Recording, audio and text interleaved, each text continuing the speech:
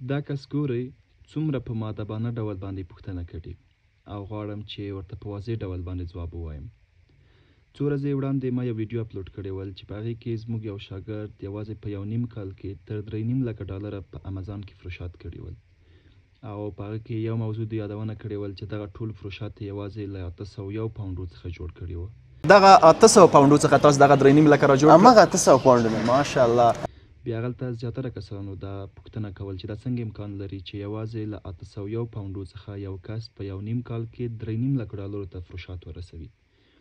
چې دا امکان لري. لومړی به راشم دې موضوع ته. که تاسو لیدلي اوسیږي ما په زیاتره ویډیوګانو کې دا ویلي چې تاسو ته زه پروډکټونه درکوم، هغه پروډکټونه تاسو واخلئ په خپل سیلر سنټرل کې امازان کې را لیست کړئ، 1 روپۍ هم یعنې یو پیمنټ هم مه کوئ، هغه پروډکټ را لیست کړئ، کله مو چې خرڅ کړو ګټه درته پکې پاتې شول وروسته له هغې څخه ماته سورس پرایس راکوئ او تر ډېره پورې دوی زموږ پروډکټونه هم خرڅوه. یو موضوع دا شو او دا پروډکټونه تر اوسه هم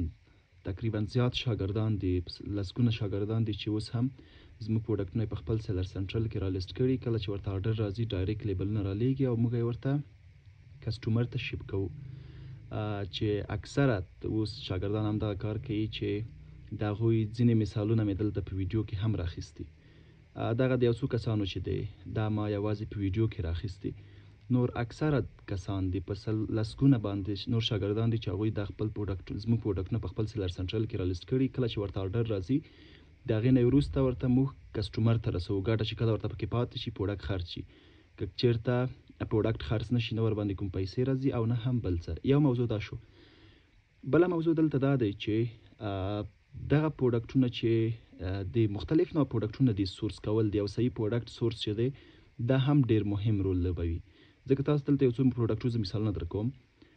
دلته داسې پروډکټونه هم دي چې موږ په 9.5 پاونډه اخیستي په 3 پاونډه مو خرڅ کړي، همداسې په 15 پاونډه مو اخیستي په 25 پاونډه 13 پاونډه مو خرڅ کړي، په 8 پاونډه مو اخیستي په 21-22 پاونډو باندې مو هم تقریبا خرڅ کړي، او همداسې داسې پروډکټونه هم شته چې دلته به تاسو مثال درکړم چې په 90 پنسه مو اخیستي په 24 پاونډه 18 پاونډه 20 پاونډه مو هم خرڅ کړي، یعنی ډي ډي پي کاست سره هر څه سره داسې نه چې یوازې از ای ایکس ډبلیو. داسې پروډکټونه هم دلته تاسو وینئ چې یوازې په 1.5 پاونډ باندې موږ تمام شوي په 29 یورو مو هم خرڅ کړي. داسې پروډکټونه هم شته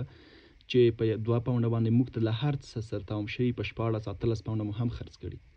نو داسې هم د یو صحیح پروډکټ منبع پیدا کول یا سورس پیدا کول هم ډېر مهم رول لري. بله موضوع دلته دا هم کېدلی شي کله چې د یو څو هولسیلرانو څخه دا جنس واخیستی یو ځل 2 ځله 3 ځله وروسته له هغې څخه چې دی هغوی درته قرض هم جنسونه درکوي. زما سره هولسیلران دي، ډیسټریبیوټران دي چې هغوی موږ ته پروډکټونه راکړي وایي تاسو دغه واخلئ په خپل سیلر سنټرل کې لیست کړئ، کله مو چې خرڅ کړه کله چې درته پکې ګټه پاتې شول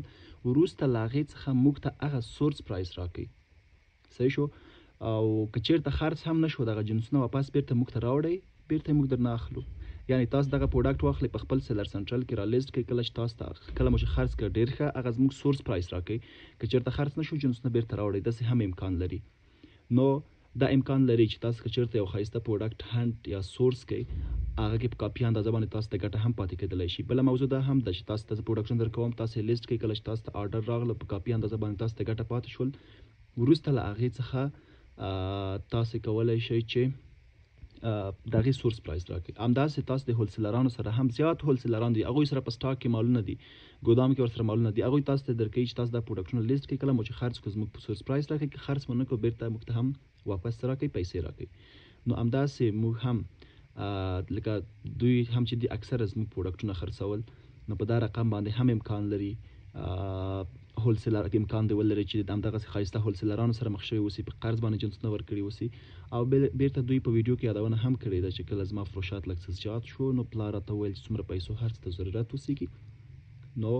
زه تاسو څنګه یم تیار یم. نور هم تشویق کړم چې څومره پیسې دې پکار دي زه یې درکړم ته په دې کې انویسټمنټ وکړه مخکې لاړ شو. نو خبره مې دا ده چې دا څه امکان لري، ناممکن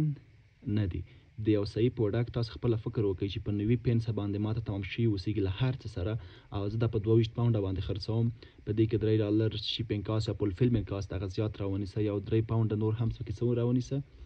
فلفل بن کاست 3 پاونډه نور هم ریفرل فیس راونیسه یا باندې ما تمام دی 2 پاونډه په 2 پاونډه چې ماته له هر څه سره تمام شي او په 22 خرڅ کم په هر پروډکټ کې 14 پاونډه یعنی زما به یوازې 90 پنسه په یو پروډکټ کې باندې په هغه کې 14 پاونډه هم راګټل کیږي دا امکان لري هغه وخت چې ته صحیح هانټینګ او سورسینګ وکړي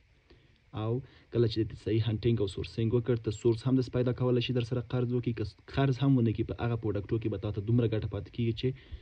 هغه بیرته راوباسي دغه په هغه باندې ښه صحیح کار کولی شي او یو بل کس هم یادونه کړې وه چې دا خو په اف بی ای کې څنګه امکان لري صحیح شو اف بی ای کې څنګه امکان لري اف بی ای یوازې هغلته چې پروډکټونه او د فروش لپاره اویلیبل کیږي تقریبا 15 ورځې وخت هغلته نیسي بیا که د چین دغه خانه راغواړي دلته خو بیخي زیات وخت نیسي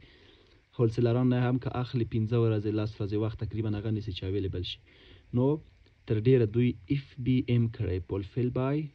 مرچنټ صحیح شو چې تقریبا همدغه موضوع ده چې کله به ته آرډر راتله کسټمر ته شپ کېده نو تاسې هم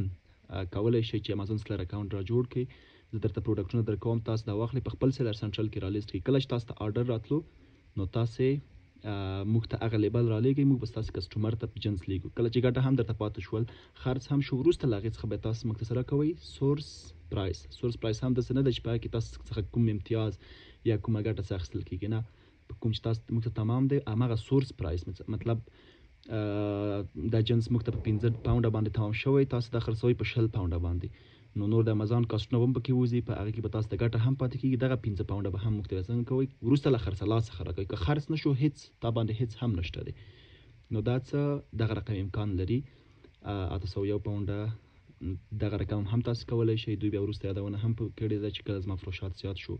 پلار مې هم راته پیسې راکړې او وویل چې څومره پیسو ضرورت اوسېږي زه در سره څنګه کوم همکاري کوم